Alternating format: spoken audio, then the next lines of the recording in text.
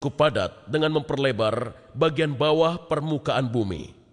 Jadi jika ia menempel dan tertutup, maka ia akan menyerupai sebuah sumbatan. Namun itu bukanlah seperti akar, ia tidak menahan beban gunungnya, itu seperti tersumbat.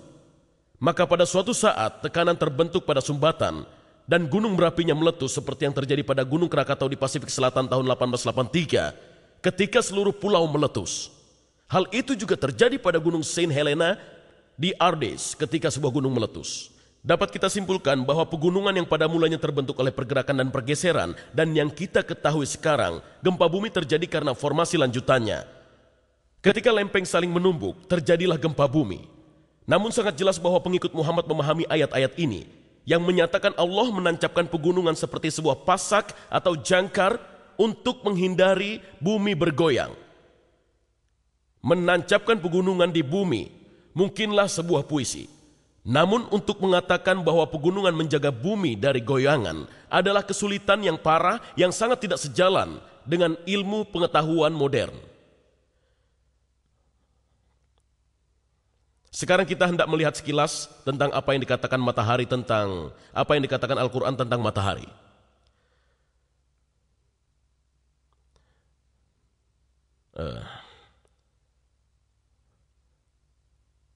Dalam surat Gua 18 ayat 86 berbunyi, hingga ketika Zulkarnain yaitu Alexander yang agung mencapai ke tempat terbenamnya matahari, dia menemukan matahari terbenam di antara air yang berlumpur hitam. Dan kemudian dalam pembeda Al-Furqan 25 ayat 45 sampai 46 berbunyi, apakah kamu tidak memperhatikan penciptaan Tuhanmu, bagaimana dia memanjangkan dan memendekkan bayang-bayang, dan kalau dia menghendaki, niscaya dia menjadikan tetap bayang-bayang itu. Kemudian kami, Tuhan, jadikan matahari sebagai petunjuk atas bayang-bayang itu. Bagaimana dengan ini? Apakah matahari, jika kita pikir matahari berada di atas kepala, Anda tidak mempunyai bayang-bayang bahkan sekecil apapun? Dan kemudian setelah matahari terbenam, bayangan Anda terlihat memanjang di sisi lain. Ya, matahari tidak bergerak jika dikaitkan dengan bumi. Itu bukanlah hal yang menyebabkan bayangan berganti. Bumi yang berotasi mengarahkan bayangan.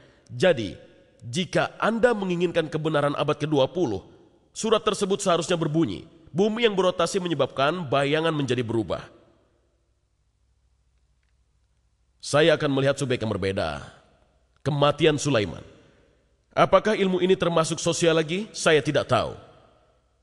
Kematian Sulaiman tidak diketahui bawahannya. Berbunyi, bangsa jin bekerja untuknya seperti Sulaiman kehendaki.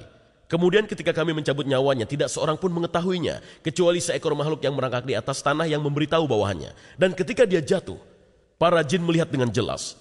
Jika saja mereka melihat yang tak terlihat, mereka akan melanjutkan bekerja. Jadi ini adalah Sulaiman. Dia meninggal dan tidak diketahui oleh bawahannya, seperti seorang pejalan kaki dari Maroko yang hanya melihat jalanan yang indah. Dan tidak seorang koki pun datang untuk bertanya padanya, dia ingin makan malam dengan apa? Dan tidak seorang jenderal pun yang datang untuk menunggu perintahnya. Dan tidak seorang bangsawan pun yang datang mengajaknya berburu. Tidak seorang pun tahu.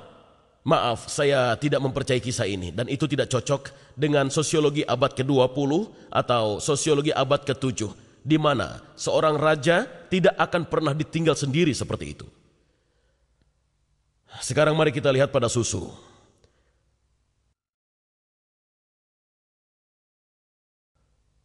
Dikatakan dalam surat Lebah An-Nahl 16 ayat 66, kami memberimu minum daripada apa yang berada dalam perutnya, yaitu hewan ternak antara kotoran dan darah, susu murni, dan baik bagi orang-orang yang meminumnya.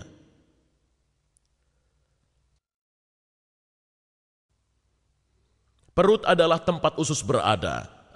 Pada ilmu kedokteran abad ke-20, perut tempat usus berada adalah tempat usus berada.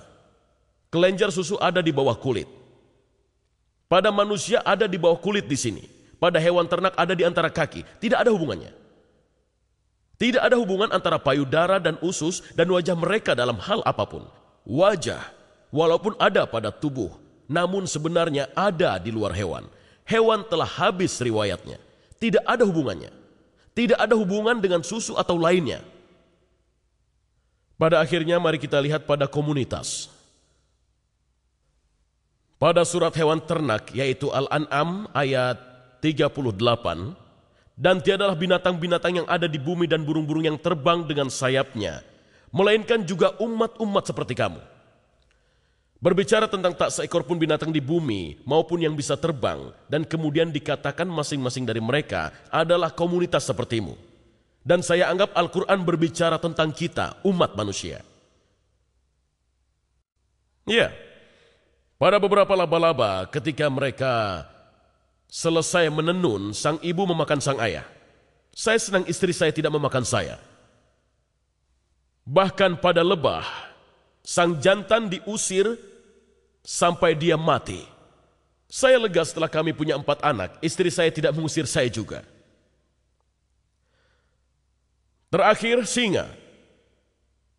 Ketika singa beranjak tua, singa jantan juga beranjak tua. Singa muda datang dan mengusirnya dari ayahnya sendiri, dan singa muda merampas sang istri dari ayahnya. Namun apa yang dia lakukan dengan anak singa? Anak dari singa tua, dia membunuh mereka semua. Sehingga saya tidak berpikir pemikiran itu benar pada semua komunitas lainnya. Dan semua hewan lainnya tidak hidup seperti komunitas kita, manusia. Kesimpulannya jelas bahwa Al-Quran memiliki beberapa kesalahan ilmiah. Memang secara umum, Al-Quran sudah sesuai dan mencerminkan kebenaran. Dan saya telah melakukan yang terbaik untuk menampilkan informasi yang terpercaya. Dan jika Anda ingin melihat semua referensinya, ada buku saya yaitu Al-Quran dan Injil dari sudut pandang sejarah dan ilmu pengetahuan yang dijual di luar pintu itu dengan harga terjangkau malam ini. Semoga Tuhan membimbing Anda sekalian. Terima kasih.